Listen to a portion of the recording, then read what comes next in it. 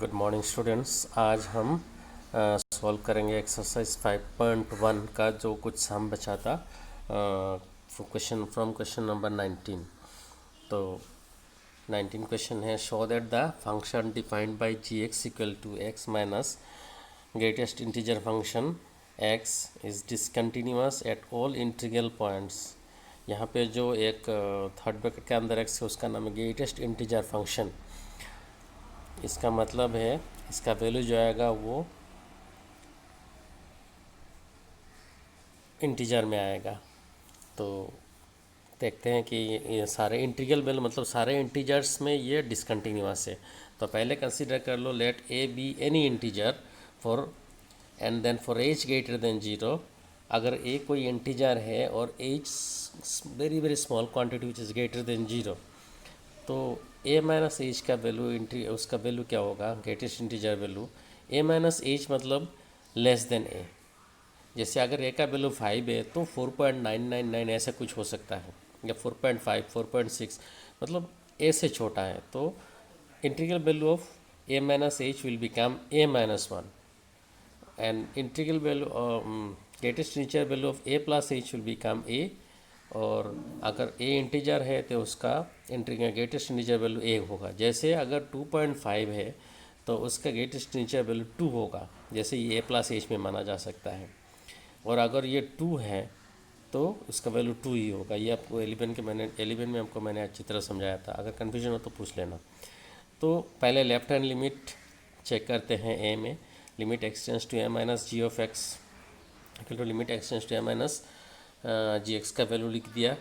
तो यहाँ पे ए माइनस मतलब ए से छोटा है, तो अभी ए का वैल्यू पुट करोगे तो एक्स का वैल्यू तो ए हो जाएगा और ग्रेटेस्ट इंटीजर एक्स का वैल्यू हो जाएगा ए माइनस 1, क्योंकि ये ए से छोटा है। तो फाइनली मिला मुझे 1। लेफ्ट हैंड लिमिट मिला 1। भी राइट हैंड लिमिट देखो, limit x tends to A plus ji X limit x tends to A plus X minus greatest integer X equal to, अभी ए प्लस मतलब ए से थोड़ा सा बड़ा है तो उसका ग्रेटेस्ट इंटीजर वैल्यू होगा ए, और एक्स का तो मैंने ए लिख दिया तो ए माइनस है 0। ये देखो लेफ्ट हैंड लिमिट और राइट हैंड लिमिट सेम नहीं हुआ है। Limit x tends to A minus ji x not equal to limit x tends to A plus ji x. तो g x is discontinuous at x equal to ए।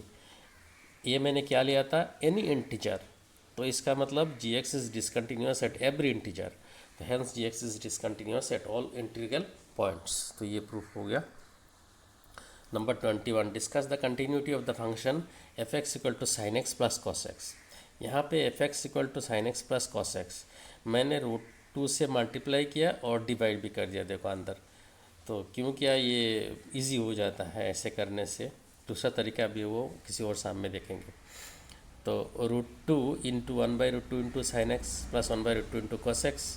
तो 1/√2 को sign 45 degree भी लिख सकते हो, कॉस 45 डिग्री भी लिख सकते हो। तो 1/2 की जगह एक बार कॉस π/4 लिखा, एक बार साइन π/4, जैसे फॉर्मूला बन जाए sine A cos B plus cos A sine B, तो sine of A plus B, तो x प्लस π/4 हो गया साइन। तो let A B any point in the domain of F. कोई भी एक पॉइंट ले लिया ए, और हम दिखा देंगे कि इस ए में कंटिन्यूअस है कि नहीं। अगर कंटिन्यूअस है तो एवरी पॉइंट में, क्योंकि ए इज़ एनी पॉइंट, तो हर एक पॉइंट में कंटिन्यूअस हो जाएगा। तो limit x tends to a check करते क्या आता है। Limit x tends to F of x equal to limit x tends to a, f x का वैल्यू लिख दो √2 into sine of x plus π/4। अभी एक्स के जगह ए लिखेंगे तो कोई अनडिफाइंड नंबर कुछ नहीं आ रहा है, तो equal to √2 sine a plus π/4। तो लिमिट एक्सटेंस टू ए यही आ रहा है। अभी लिमिट एफ ऑफ ए क्या आ रहा है देखते हैं हम। एफ ऑफ ए होगा √2 इंटू साइन ऑफ एक्स की जगह ए प्लस π/4। तो इसका मतलब limit x tends to F of x equal to F of a. यही तो हमारा कंटिन्यूटी का डेफिनेशन है। तो f x is continuous in its domain, इसका मतलब एफ एक्स जो है वो कंटिन्यूअस है। नंबर इसके बाद c, f x equal to sine x into cos x. अभी मैंने हाफ से मल्टीप्लाई किया, अंदर 2 से डिवाइड, हाफ से मल्टीप्लाई किया, अंदर 2 से मल्टीप्लाई किया, तो कट जाएगा, 1 आ जाएगा। तो 2 sine x cos x is sine twice x. पहले जैसा a B any point in this domain of f, तो limit x tends to F of x limit x tends to a half sine twice x, x की जगह ए लिखो तो half sine twice ए/2 हो गया। और and F of A equal to half sine X के जगह तो ए है तो साइन टू ऐसे limit x tends to F of x equal to F of A, hence F x is continuous in its domain.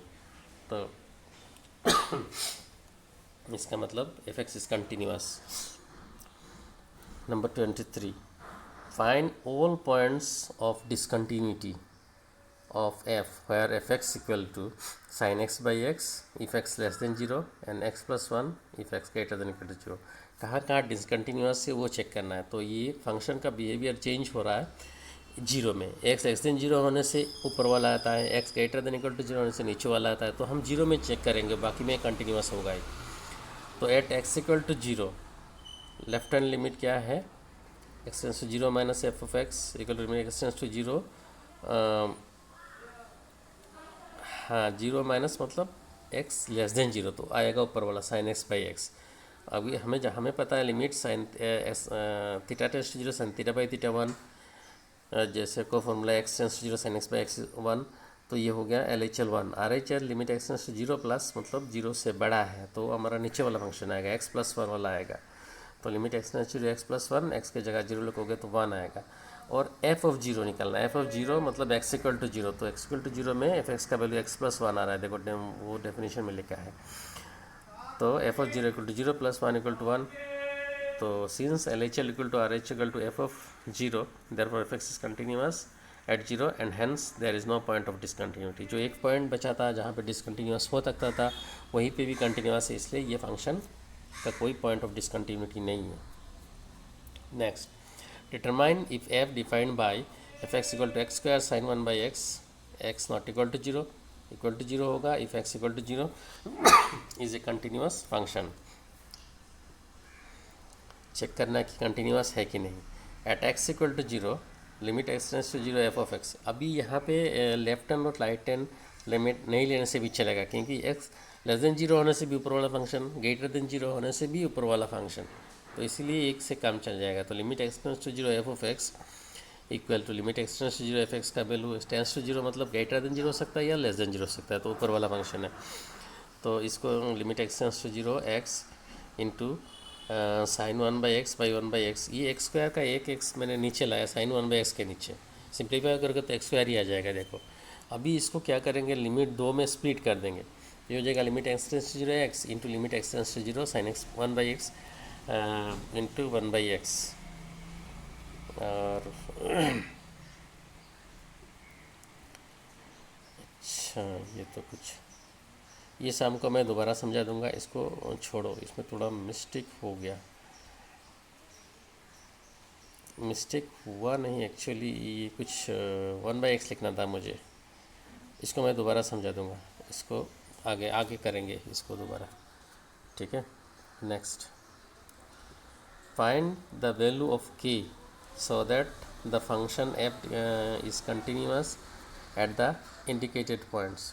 तो f x equal to k cos x by pi minus 2x if x not equal to pi by 2, f x equal to 3 if x equal to pi by 2 at x equal to pi by 2, x equal to pi by 2 में ये function continuous है, question में given है, आपको पता करना है k का वैल्यू क्या है।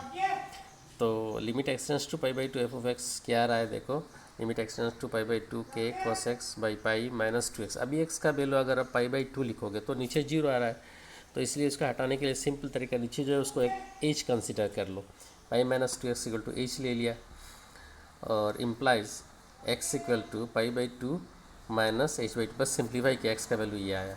अगर x tends to pi by two है तो यहाँ देखो x की जगह पाई बाई टू लिखोगे तो h बाई टू जीरो हो रहा है, मतलब h टेंस टू जीरो। तो पहले मेरा क्वेश्चन में x tends to pi by two था, अब हो जाएगा वो h tends to zero, limit conversion है।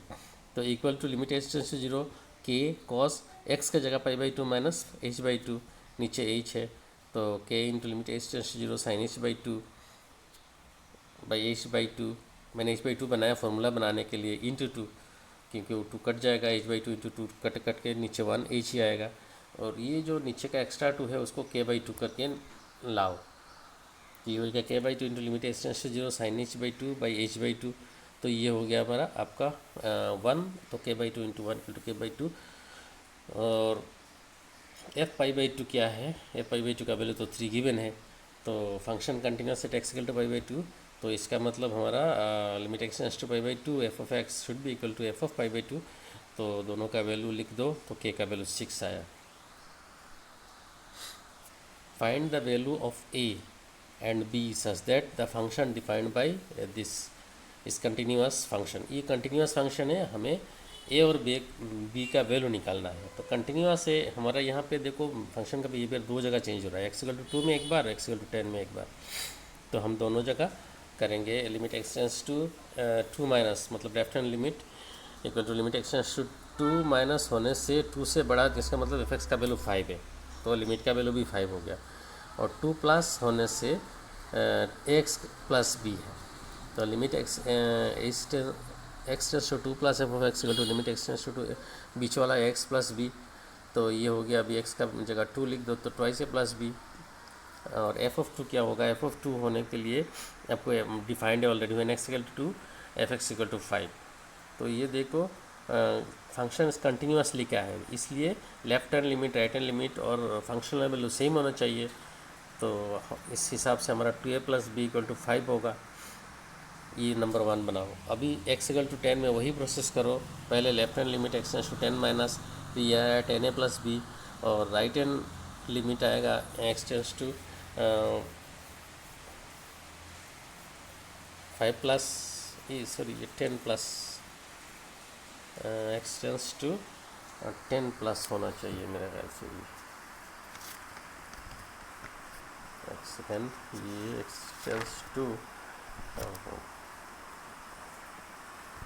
एक्स टेंस टू,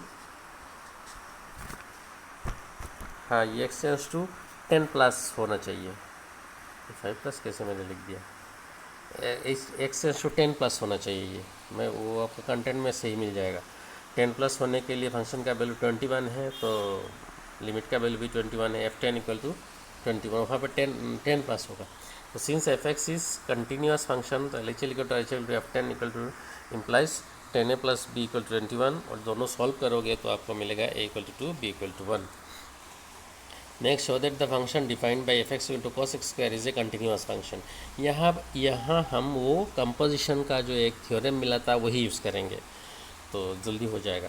तो जी एक्स मान लो cos x and h x मान लो एक्स स्क्वायर, आप मान लो। अभी देखो जी ओ एच क्या होता है, देखो g o h x equal to, हमें डेफिनेशन पता है जी ऑफ एच एक्स, और जी एच एक्स का वैल्यू हमारे पास हमने लिया था एक्स स्क्वायर, तो ये हो गया अभी जी ऑफ एक्स स्क्वायर, और जी एक्स हमारा कॉस एक्स है, तो एक्स के जगह अभी सिर्फ एक्स स्क्वायर लिखना है, तो इसीलिए ये हो जाएगा कॉस एक्स स्क्वायर, और कॉस एक्स स्क्वायर हमारा एफ एक्स है, तो इसका मतलब एफ एक्स जो फंक्शन है वो कंपोजिशन ऑफ एच एंड जी है। तो वो डेफिनेशन हमारा थ्योरम क्या कहता है कि दो फंक्शन अगर कंटिन्यूस है, they are composition will again be a continuous function, तो वो हम करेंगे। तो पहले हम चेक करेंगे हमारा जी एक्स फंक्शन जो है वो कंटिन्यूस है कि नहीं। तो हमने जी एक्स लिया था कॉस एक्स को, मान लो c be any real number and x equal to c plus h. X equal to c plus h क्यों लिया, क्योंकि हमें एच टेंड्स टू 0 बनाना है फॉर्मूला में। तो x equal to c plus h लोगे तो एक्स के जगह जब सी लिखोगे तो एच उस समय 0 हो जाएगा, तो इसीलिए एक्स टेंस टू सी होने से एच टेंस टू 0 होगा, और हमें limit x tends to c g of x हम चेक करेंगे एक्स इक्वल टू सी में जी एक्स कंटिन्यूस है कि नहीं, और g c is any point, तो limit x tends to c g of x equal to limit, अभी limit change कर रहा हूँ, एक्स टेंस टू सी के जगह एच टेंस टू 0, इस समय एक्स के जगह हो जाएगा सी प्लस एच, तो g of c plus h, और g of c plus h क्या है, cos of c plus h. तो cos of c plus h को ब्रेक करो cos of A plus b formula से, cos a cos b minus sine a sine b. अभी h के जगह 0 लिखो तो फर्स्ट वाला आ जाएगा cos c into cos 0 1 minus sine c into sine 0 0 होता है, limit x tends to 0 sine 0 0, तो ये हो गया कॉस सी।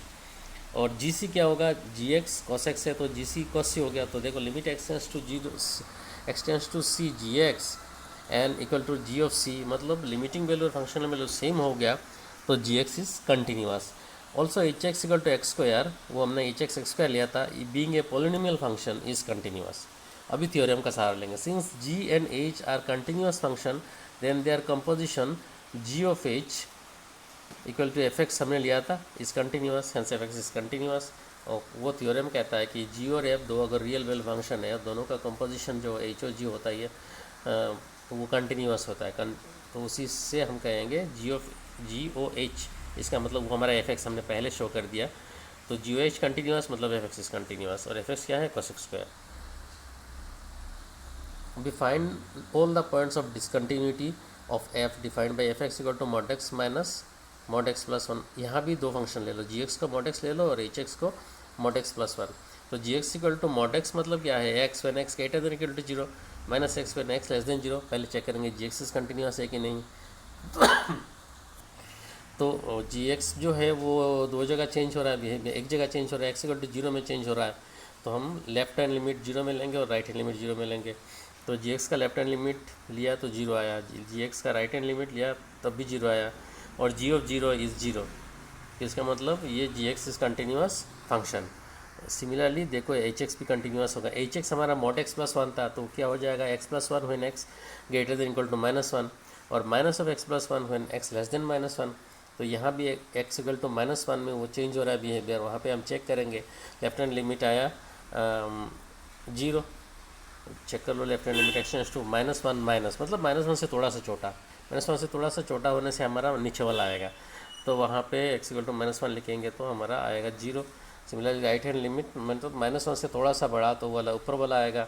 तो g x F H x का वैल्यू तो x प्लस 1, और x टेंड्स टू माइनस 1 तो x की जगह माइनस 1 लिखोगे, ये भी 0 आ रहा है।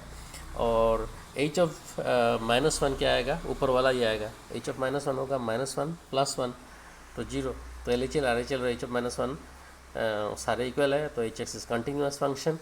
तो now f x equal to g x minus h x, और जी एक्स और एच एक्स दोनों कंटिन्यूस है, तो इसीलिए एफ एक्स भी कंटिन्यूस होगा, क्योंकि ये difference of two continuous function है। वो हमारा एल्जेब्रा ऑफ कंटिन्यूस फंक्शन जो है उसमें है ये प्रॉपर्टी।